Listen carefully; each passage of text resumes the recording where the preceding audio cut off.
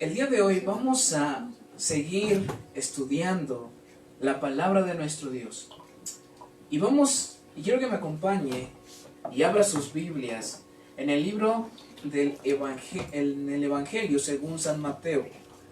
Y vamos a estudiar la porción de Mateo capítulo 18, del versículo 23 al versículo 35. Por lo cual, el reino de los cielos es semejante a un rey que quiso hacer cuentas con sus siervos. Y comenzando a hacer cuentas, le fue presentado uno que le debía 10,000 talentos. A este, como no pudo pagar, ordenó su señor venderle y a su mujer e hijos y todo lo que tenía, para que se le pagase la deuda. Entonces aquel siervo, postrado, le suplicaba con insistencia, diciendo: Señor, ten paciencia conmigo y yo te lo pagaré todo. El señor de aquel siervo, movido a misericordia, le soltó y le perdonó la deuda. Pero saliendo aquel siervo, halló uno de sus consiervos que le debía 100 denarios, y tomándolo por el cuello le ahogaba y le decía: págame lo que me debes. Entonces su consiervo, postrándose a sus pies, le rogaba diciendo: ten paciencia conmigo y yo te lo pagaré todo. Mas él no quiso, sino que fue y le echó en la cárcel hasta que pagase la deuda. Viendo sus consiervos lo que pasaba, se entristecieron mucho y fueron y le dijeron todo lo que había pasado a su señor. Entonces, llamándole su señor, le dijo: siervo malvado, toda aquella deuda te perdoné porque me rogaste. ¿No debías tú también tener misericordia de tu consiervo como yo tuve misericordia de ti? Ese es el punto de toda este pasaje. Entonces su señor, enojado, le entregó a los verdugos, a la cárcel, hasta que pagase todo lo que debía. Jesús dice: así también mi Padre Celestial hará con vosotros, si no perdonan de todo corazón cada uno a su hermano sus ofensas. El tema de esta noche se titula Perdonado para perdonar. El perdón, hermanos, es una de los fundamentos de la fe cristiana. Ser cristiano sabe qué significa ser perdonado. Eso significa, y la esencia de la vida cristiana, ¿cuál es? La gratitud. Porque hemos sido perdonados, nuestra vida debe emanar gratitud hacia con Dios y hacia con todo lo que nosotros tenemos. El perdón es un tema que permea toda la Escritura, porque la Escritura siempre nos está hablando una y otra vez a llamarnos a volvernos a Dios. ¿Usted recuerda eso? El Señor siempre mandó sus profetas, mandó sus siervos a su pueblo diciéndoles: vuélvanse a mí, arrepiéntanse y yo los perdonaré y no me acordaré más de sus pecados. Ese es el mensaje fundamental de la fe cristiana. Jesús está hablando acerca de la disciplina de la iglesia. ¿Cuántos saben que en la iglesia debe haber disciplina? Cuando alguien ha cometido pecado, y es lo que dice capítulo 18, versículo 15. Si tu hermano peca contra ti, ve y repréndelo, estando tú y él solos. ¿Qué dice? Si te oyeres y se arrepiente, entonces has ganado a tu hermano.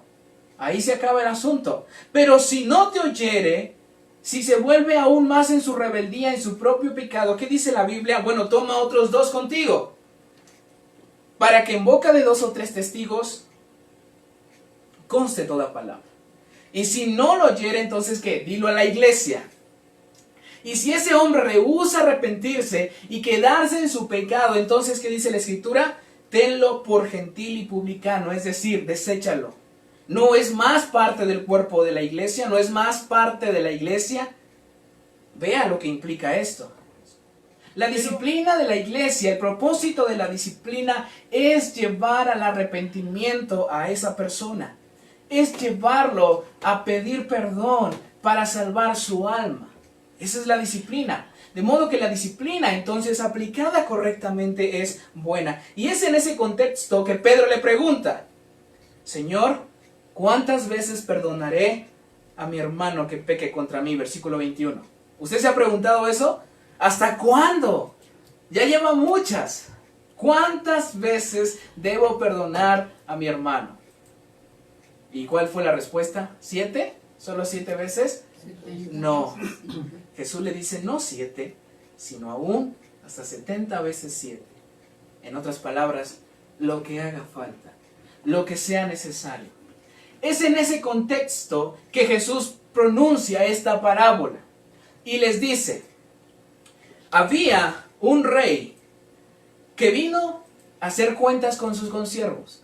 Este rey, al parecer, tenía muchos mayordomos, cada uno tenía ciertas responsabilidades que hacer, cada uno tenía que rendir cuentas, así como nosotros rendimos cuentas de nuestros impuestos. Este rey viene y entonces se encuentra con un personaje.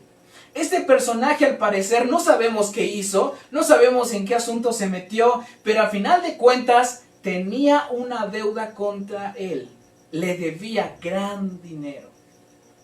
Dice la Escritura que le debía 10,000 talentos. No voy a meterme en cuánto significa haciendo el cambio de moneda, pero aproximadamente, dicen algunos, son miles de millones de dólares. En otras palabras, ni trabajando toda su vida sería capaz de pagar su deuda. Era una deuda impagable. Este hombre tenía esa deuda. No sabemos cómo llegó a ese punto, pero sí sabemos que no podía pagar. Dice la Escritura, como no pudo pagar, ¿cuál era la ley? Bueno, véndelo. Vende y vende todo lo que tiene. Vende a sus hijos como esclavos, vende a su esposa, vende su casa, sus animales, todo lo que tenga a fin de que me pague lo que me debe. Esa era la ley, lo que marcaba en ese tiempo. Pero al final de cuentas, hermano, no importaba lo que hiciera. El punto es él no podía pagar. ¿Entendió eso? Él no podía pagar. Entonces, ¿qué es lo que queda? ¿Cuál es la esperanza? ¿A qué puede él apelar? Entonces aquel siervo, versículo 16, postrado, se postra delante del rey y le dice: Señor, ten paciencia conmigo y yo te lo pagaré todo. ¿Oyó lo que dijo? Señor, ten paciencia conmigo, yo te voy a pagar cada centavo. Ahora, recuerda que esa deuda es impagable. Bueno, entonces esta afirmación no era una afirmación correcta, no era una afirmación lógica. Él nunca iba a poder pagar. Pero él dice: Señor, ten paciencia conmigo, espérame un poco de tiempo y haré lo que sea para pagar. Aunque nunca iba a poder pagar. Ni juntando los salarios de toda su vida, no gastando un solo peso, no le alcanzaría ni para pagar una pequeña parte de esa deuda. Pero vea el versículo 27, y aquí es donde entra el paralelo que nosotros tenemos a la gracia y el amor de nuestro Dios. Versículo 27, el Señor de aquel siervo, escucha, debido a la penitencia que este hombre había hecho, debido a la humillación que había tenido, que decía no hay más esperanza, este Señor fue movido a misericordia. Fue movido a misericordia. Este hombre estaba abatido, afligido, era menesteroso, no había esperanza para él. Y en ese punto, el rey tiene misericordia. ¿Sabe qué es misericordia? Misericordia es bondad hacia los que sufren. Misericordia es mostrarle amor, bondad hacia aquellos que están en necesidad. Gracia es mostrarle bondad, amor hacia aquellos que no le merecen.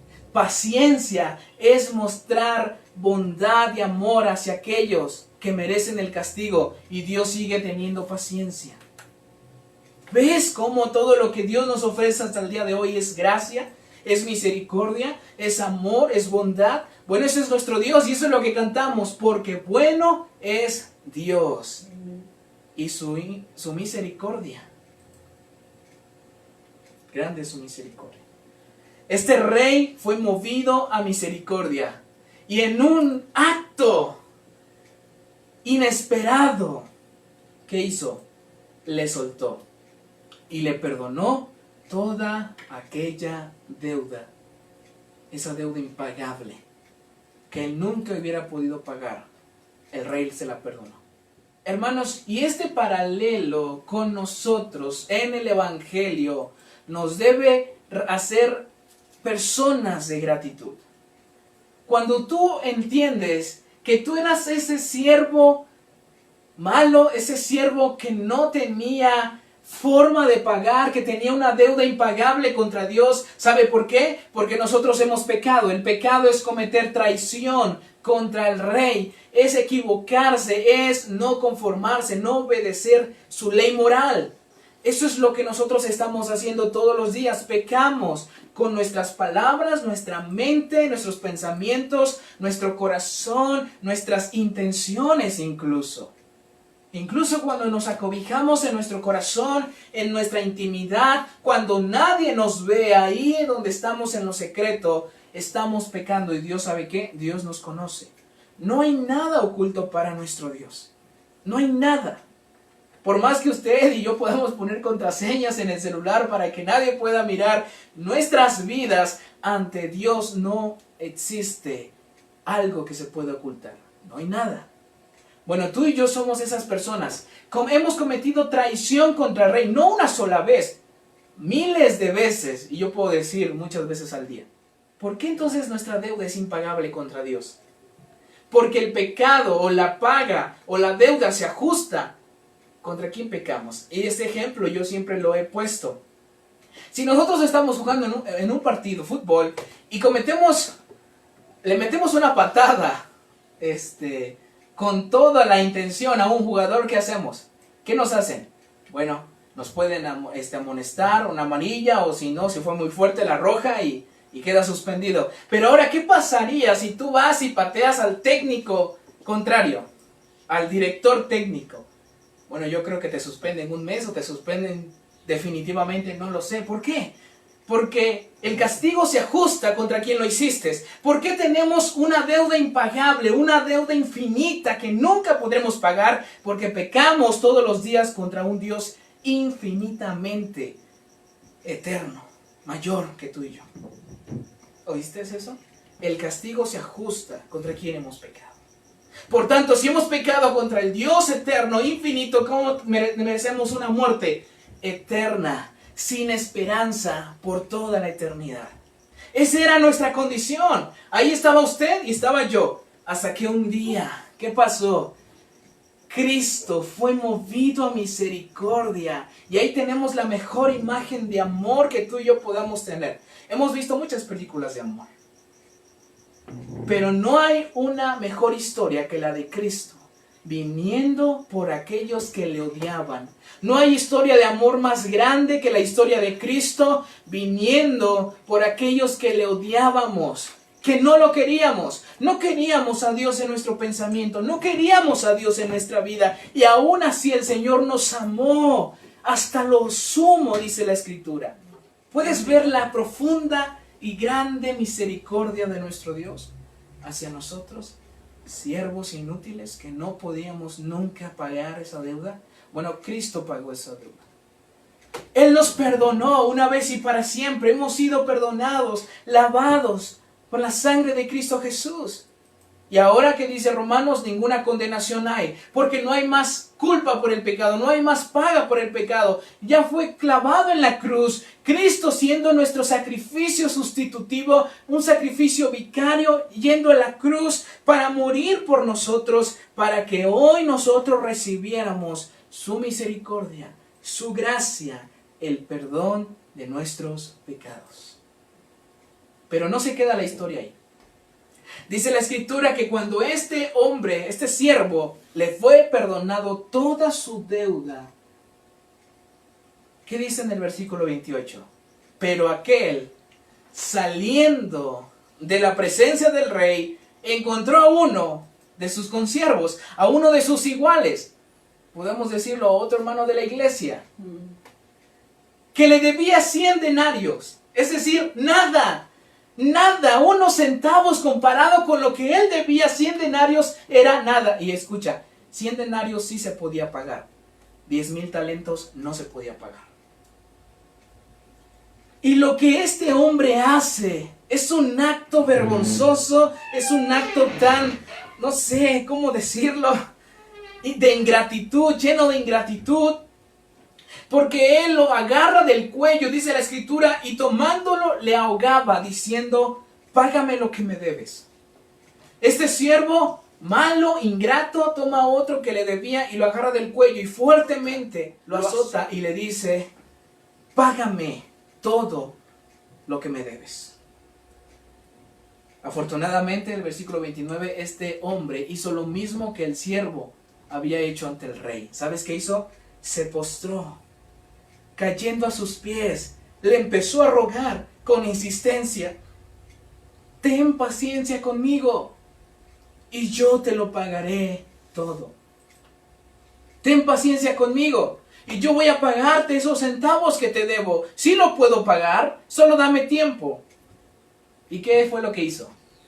¿Respondió con la misma gratitud, con la misma gracia que él había recibido? No fue así.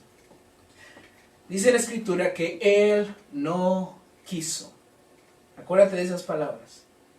Él no quiso perdonar, sino que fue, lo tomó y le echó en la cárcel.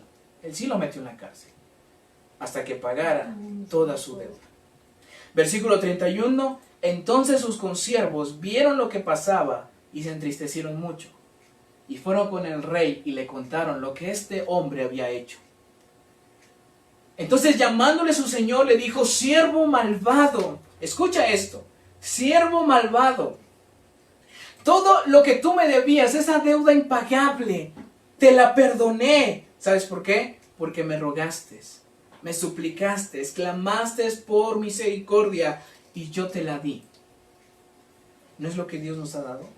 Misericordia. Y escucha el versículo 33. ¿No debías tú también tener misericordia de tu consiervo, como yo tuve misericordia de ti? Ahora entiende el punto, el tema.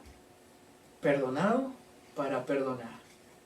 No puedes tú perdonar cosas comparadas con las que tú cometes contra Dios si no entiendes lo que te fue perdonado. Por eso el Señor siempre decía, den de gracia lo que han recibido de gracia. ¿Hemos recibido perdón? ¿Qué debo dar? Perdón. Cuando nosotros estamos en la iglesia, dice la escritura que se cometen pecados, cometemos pecados unos contra otros. ¿Hemos pecado contra un hermano? Sí. Esta parábola está en el contexto de la iglesia. Se puede aplicar a otras personas que no conocen del evangelio. Y claro, nosotros tenemos que perdonar. Pero básicamente esta parábola se aplica primordialmente a los hermanos de la iglesia. Dice la escritura que nosotros debemos tener misericordia de la misma forma que nuestro Dios tuvo misericordia. Y cuando la Biblia habla de la disciplina, ¿cómo es que nosotros debiéramos confrontar a los hermanos que han pecado? ¿Por qué? Porque el pecado no debiera ser tolerado en la iglesia. Pero pareciera que en el siglo XXI las iglesias son totalmente, no se preocupan por el pecado. No se preocupan por lo que hay ahí. Simplemente va la gente a la iglesia, se les predica un mensaje motivacional y no hay ningún problema. Podemos seguir en la misma vida que vivimos. Pero ¿quieres que te diga cuál es el propósito o cuál es el modelo bíblico que debe ser una iglesia? Bueno, hay que leer Hechos. ¿Qué fue lo que pasó cuando se cometió el primer pecado en la iglesia de Hechos? ¿Qué es lo que el Señor Dios hizo con los que habían pecado? ¿Usted recuerda la historia de Ananías y Zafira? Aquellos que mintieron a la iglesia y le trajeron dinero de un terreno que ellos habían vendido, pero mintieron, diciéndole que lo habían vendido en tanto, y no lo vendieron en tanto, fue en mucho más. pero ellos se quedaron con una parte y ellos le dijeron, esto lo vendimos aquí, le dijeron a la iglesia, para quedar en la iglesia orgullosos, quedar bien. ¿Qué fue lo que el Espíritu Santo hizo? Los mató, los tiró al piso y los enterraron en un solo día al esposo y a la esposa. Y dice la Escritura, y gran temor cayó sobre toda la iglesia. ¿Por qué? Porque lo que el Señor nos quería mostrar, o lo que nos quiere mostrar, es que el pecado no debe ser una opción. Tolerar el pecado en la iglesia no debe ser una opción. No debe ser una opción. Por eso nos dice la Biblia, si ves que un hermano peca, ve tú.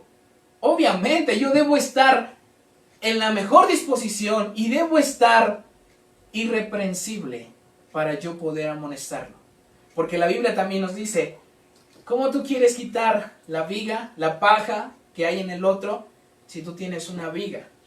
Es decir, ¿cómo quieres tú ir a amonestar a aquel que tiene un pecado, que está cometiendo un pecado, cuando tú estás viviendo en uno igual o en otro? No, tenemos que estar bien para poder amonestarlo. Pero es algo que el Señor nos manda. Si alguien peca, ve y háblale, que se arrepienta. Esa debe ser nuestra labor. Pero ¿cómo debe ser? Con mansedumbre. Vamos a Gálatas capítulo 6, rápido.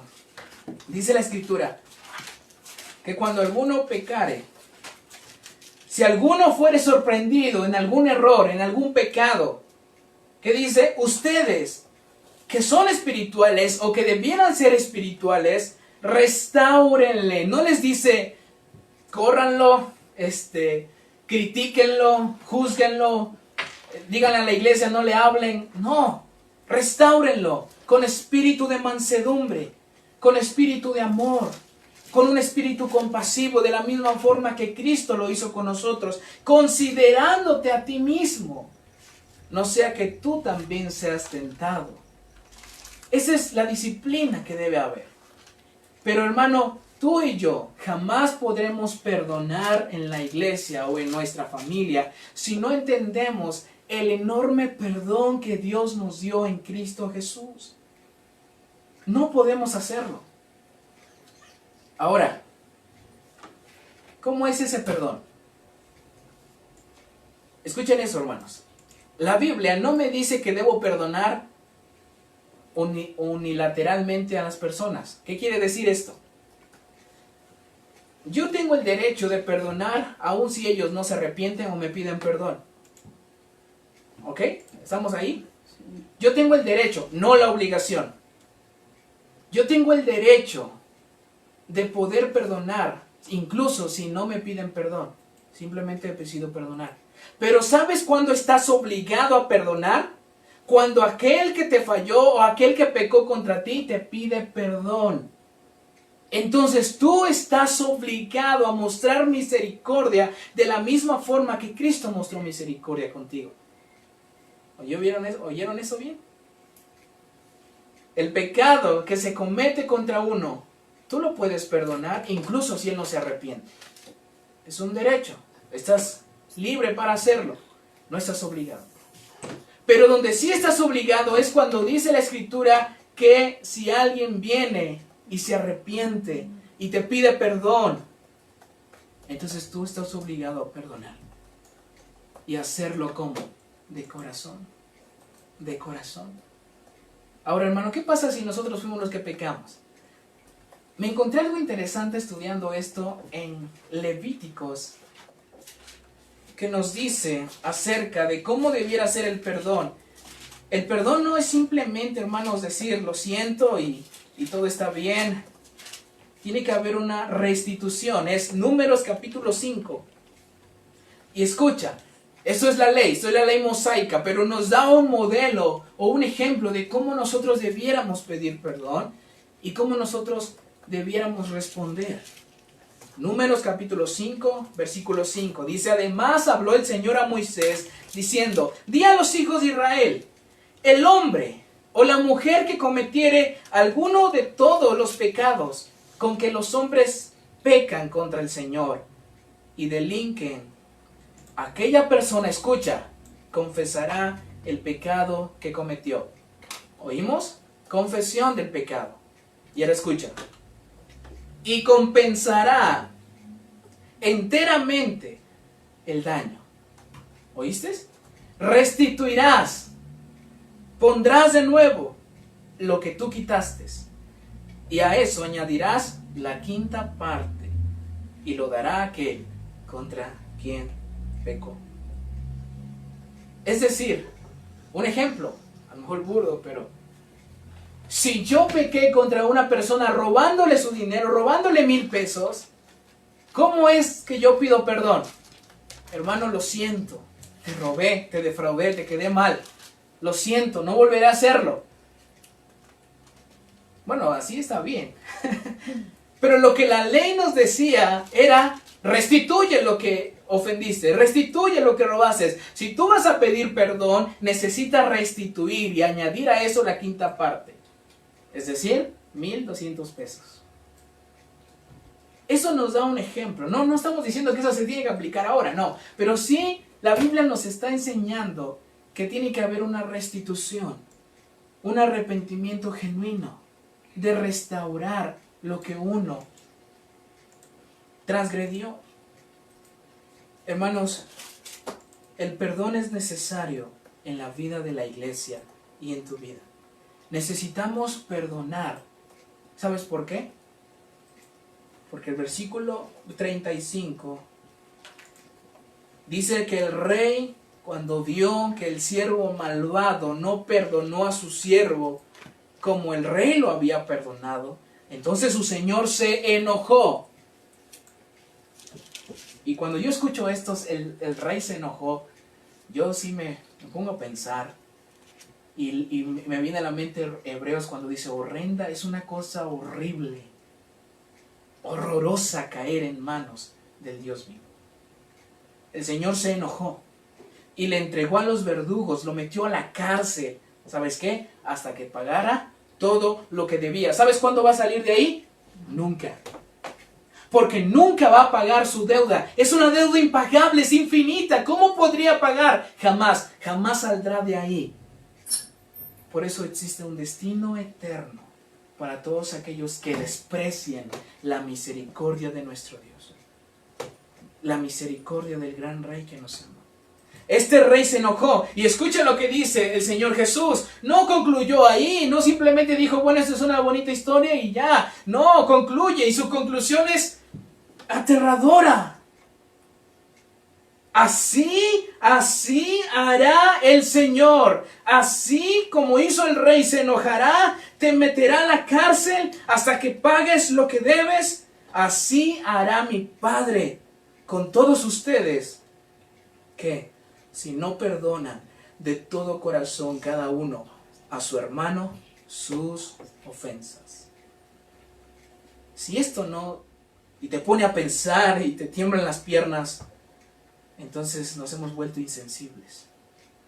Hermanos, así hará el Señor si no perdonamos de todo corazón cada uno a su hermano sus ofensas.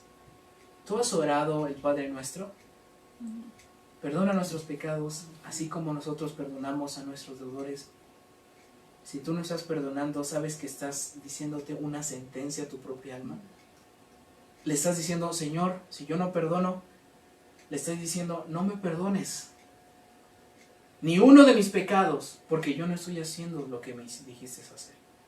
Yo no estoy perdonando como tú me hiciste. ¿Y sabes qué es peor aún en la iglesia? Que Jesús dijo, si alguno trae una ofrenda, viene a la iglesia y trae una ofrenda y se acuerda en ese momento que tiene algo contra su hermano, está enojado, ¿qué dijo Jesús? ¿Ofrécela? No, mejor déjala ahí.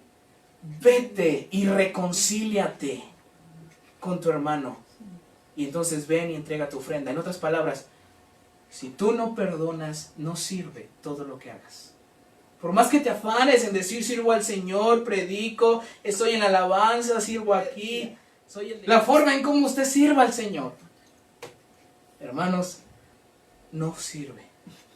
No es un sacrificio agradable a Dios. Mejor no lo hagas. Dice la Biblia, ponte a cuentas con tu enemigo antes mientras van caminando. Estamos a tiempo de resolver los problemas. Estamos a tiempo de pedir perdón a aquellos que hemos ofendido y de perdonar a aquellos que se nos acercan con un arrepentimiento sincero. ¿Y cuántos debo perdonar? Las veces que sea necesaria. Siempre mostrar el amor y la misericordia que Dios nos mostró en Cristo Jesús. Ese es el mensaje, que tú perdonas porque fuiste perdonado. Entonces tú eres un hombre que ha sido perdonado y que vive para perdonar, que vive para tolerar. Y eso es el amor. Una de las características del amor en Corintios que dice, el amor no lleva un registro de las faltas que se han cometido. El amor no reprocha. El amor no está contando las faltas. Hermanos, porque si tú dices, va una, y después vuelve a pegar contra ti y dices, ya van dos, entonces tú no estás perdonando. ¿Sabes por qué? Porque el perdón de Dios como es, y nunca me acordaré más de tus pecados. Nunca pecaste, como si nunca hubieras cometido traición contra mí. Así somos ante los ojos de Dios. Y voy a hacer un comentario más, y ya voy a estar concluyendo. Si creemos que Cristo ya pagó nuestros pecados en la cruz del Calvario, si fuimos perdonados y eso fue lo que pasó, ¿por qué todavía cuando pecamos tenemos que arrepentirnos y pedir perdón a Dios? Dice la Escritura que debemos arrepentirnos todos los días. ¿Por qué? ¿Acaso el pecado que cometí hoy debo arrepentirme y pedir perdón para que Cristo me lo perdone? No, ya fueron perdonados. Entonces, ¿por qué necesitamos arrepentirnos y pedir perdón? Bueno, porque ahora estamos en una relación con Dios. ¿Y qué pasa cuando pecamos? Esa relación se rompe. ¿Qué pasa cuando hay un problema en el matrimonio? Están casados, siguen teniendo su relación matrimonial. ¿Pero qué? Hay un problema. La relación no está bien. Algo se rompió. Necesita ¿qué? Restaurarse. Por eso usted y yo necesitamos pedir perdón todos los días. Nuestros pecados fueron pagados en Cristo. Si tú has creído en Jesús y le estás obedeciendo, tus pecados fueron perdonados, pero los pecados que aún sigues cometiendo día tras día debes arrepentirte y pedir perdón. ¿Para qué? Para que la relación con Dios no se rompa. Hay un versículo que en Isaías dice, vuestros pecados han hecho división entre Dios y los hombres. El espíritu se contrista, el espíritu se apaga y necesitamos restaurar esa relación cuando pedimos perdón y nos arrepentimos. Pero eso será posible si tú perdonas y si yo perdono. Si alguien se te acerca, te ha ofendido, te ha dicho, tú eres esto, te ha juzgado, te ha mentido, te ha calumniado, te ha robado, ha cometido cualquier otra cosa. No importa, tú puedes decir, es que esto es algo imperdonable. Acuérdate lo que Cristo te perdonó. Y entonces vas a decir, esto no se compara con lo que yo he cometido contra Dios. ¿Cómo no voy a perdonar esto tan insignificante si Cristo me perdonó toda aquella deuda que nunca hubiera podido pagar? Si me hubieran metido a la cárcel, nunca hubiera podido salir de ahí. Es algo que nunca hubiera podido lograr, pero Cristo me amó, extendió su gracia, su misericordia al punto que me perdonó. No me perdonó simplemente olvidando mi pecado, no. El pecado tenía que ser pagado. La paga del pecado es la muerte. Y fue Cristo, el Cordero de Dios, quien fue a esa cruz en mi lugar para que Él muriera por mí. Mis pecados, dice la Escritura, que fueron cargados sobre el Señor, quiso cargar mis pecados sobre Cristo. El Señor lo quebrantó, no me quebrantó a mí. El Señor lo mató, no me mató a mí. El Señor le desató toda su ira a Cristo, a su Hijo amado, lo más preciado que hay en el universo, para que yo no tuviera que sufrir, no tuviera que sufrir la ira de Dios. Hermanos, si no entendemos el amor de Dios, estamos perdidos. Hay gente que dice, es que siento que Dios no me ama. Hermanos, no hay amor más grande que el de Dios. ¿Sabes qué es lo más preciado para el Padre?